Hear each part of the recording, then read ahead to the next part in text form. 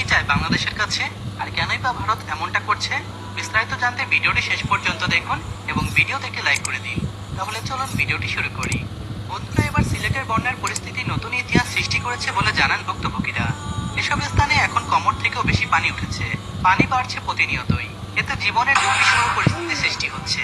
তবে সিলেট ও সুনামগঞ্জের বন্যা 124 বছরের রেকর্ড ভেঙেছে।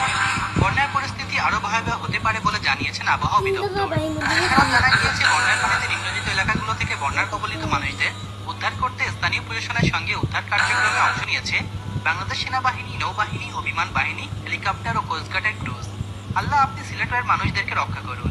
সিলেটের বাস স্ট্যান্ড, রেলওয়ে স্টেশন বন্যার পানিতে ডুবে যাওয়ায় 2 দিন থেকে সারা দেশের সঙ্গে সড়ক ও রেলপথের যোগাযোগ বন্ধ হয়ে গেছে। পানি উন্নয়ন বোর্ড সিলেটের কার্যক্রম সূত্রে জানা গেছে যে সকাল 9টায় সুরমা নদীর কানাইঘাট পয়েন্টের পানি বিপদসীমার 0.99 বিপদসীমার ও সিলেট পয়েন্টের পানি বিপদসীমার 0